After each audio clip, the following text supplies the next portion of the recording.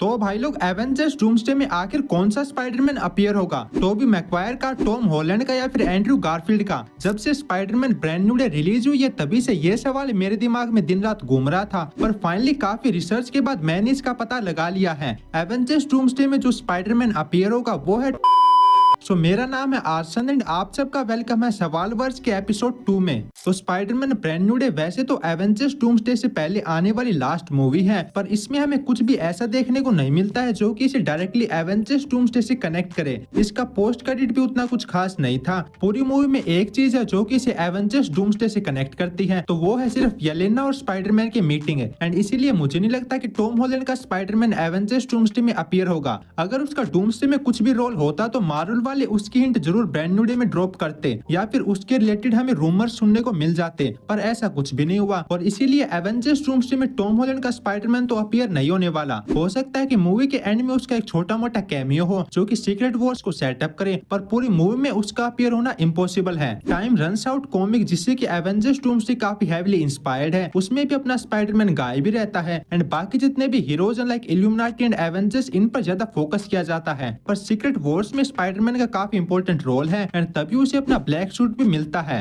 तो इन्हीं सब को देखते हुए आप कंफर्म मान के चलो कि टॉम हॉलैंड का स्पाइडरमैन या तो हमें एवेंजर्स डूम्सडे के एंड में या फिर सीधा एवेंजर्स सीक्रेट वॉर्स में देखने को मिलेगा। नाउ अगर आप कंफ्यूज हो कि अगर स्पाइडरमैन सीक्रेट वॉर्स में अपीयर होगा तो फिर ब्रांड न्यू डे के पोस्ट क्रेडिट में मार्वल वाले किसका हिंट दे रहे थे? तो भाई लोग वो टोबी मैगवायर के स्पाइडरमैन का हिंट है जो कि उसके एवेंजर्स डूम्सडे की अपीयरेंस को टीज करता है। एक बार आप खुद ही सोचो, रूसो ब्रदर्स एवेंजर्स डूम्सडे में ओल्ड कैरेक्टर्स को वापस ला रही हैं। वो Steve Rogers, old X Men and even RDJ तक को वापस ले आए सिर्फ इसलिए कि नॉस्टैल्जिया पर प्ले कर सके। तो ऐसे में वो ओजी स्पाइडरमैन को वापस ना लाएं ऐसा तो हो नहीं सकता। रिसेंटली काफी सारी रूमर्स भी निकल कर आई थी कि टोबी मैगवायर का स्पाइडरमैन एवेंजर्स डूम्सडे में अपीयर होगा। जब मूवी की ओपनिंग में एक्समैन के यूनिवर्स एंड टोबी मैगवायर के स्पाइडरमैन के यूनिवर्स के बीच इनकर्जन हो रहा होगा एंड अपने प्लेनेट को बचाने के लिए एक्समैन टोबी मैगवायर के यूनिवर्स को डिस्ट्रॉय कर देंगे। तो अगर आप डॉट्स को कनेक्ट करो तो ये चीजें काफी सेंस बनाती हैं। ब्रांड न्यू डे के पोस्ट क्रेडिट में भी हम स्पाइडरमैन को ऐसे स्पेस में फ्लोट करते हुए देखते हैं जहाँ जिस जगह पर उसका लोगो अपीयर होता है वहाँ कोई भी प्लेनेट नहीं है। सो व्हाट इफ कि एक्समैन ने ऑलरेडी उसके यूनिवर्स को डिस्ट्रॉय कर दिया हो एंड इसीलिए अब बस वो स्पेस में फ्लोट कर रहा है। जहाँ ये सीन एवेंजर्स इन्फिनिटी वॉर की ओपनिंग से भी काफी रिजेंबल करता है, जहाँ थेनोस जब थोर की स्पेसशिप को डिस्ट्रॉय कर देता है तो फिर थोर बस ऐसे ही स्पेस में फ्लोट कर रहा था।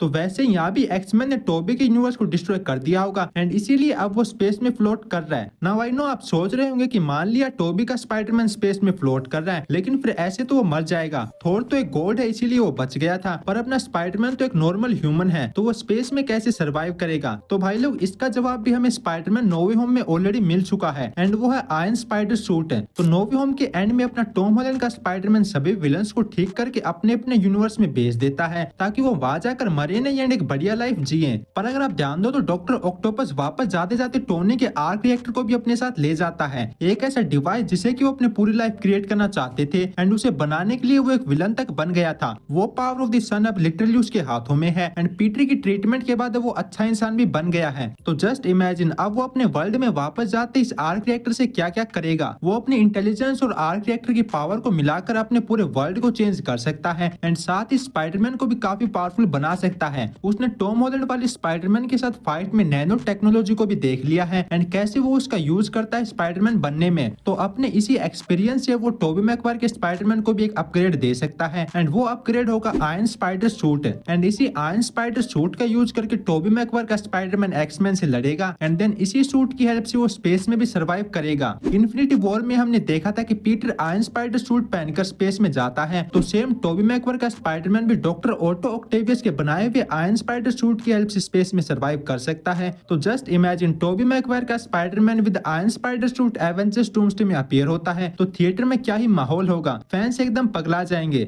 वहीं जहाँ तक बात रही एंड्रयू गारफील्ड के स्पाइडरमैन की, तो टू बी ऑनेस्ट वो एवेंजर्स डूम्सडे में रिटर्न नहीं करने वाला, ये होने के चांसेस काफी ज्यादा कम है। हाँ वो सीक्रेट वॉर्स में जरूर अपीयर हो सकता है क्योंकि ऑफ कोर्स वो एक मल्टीवर्सल इवेंट है जिसमें मल्टीवर्स से अलग अलग कैरेक्टर्स अपीयर होंगे, तो वहाँ उसका अपीयर होना काफी सेंस बनाता है, ना कि एवेंजर्स डूम्सडे में। तो जो स्पाइडरमैन एवेंजर्स डूम्सडे में अपीयर होगा वो है सिर्फ टोबी मैगवायर का स्पाइडरमैन है। बाकी आपको इस पूरी थ्योरी के बारे में क्या लगता है, क्या टोबी मैकवायर का स्पाइडरमैन सच में हमें आयरन स्पाइडर सूट के साथ देखने को मिलेगा? अपने ओपिनियन कमेंट करके जरूर बताना। आज के लिए बस इतना ही। जाने से पहले वीडियो को लाइक जरूर कर देना और मार्वल के रिलेटेड ऐसी ऑसम थ्योरीज जानने के लिए चैनल को भी सब्सक्राइब जरूर कर लेना। मैं मिलता हूँ आपसे जल्द एक न्यू वीडियो के साथ, तब तक के लिए स्टे सेफ, स्टे हेल्दी।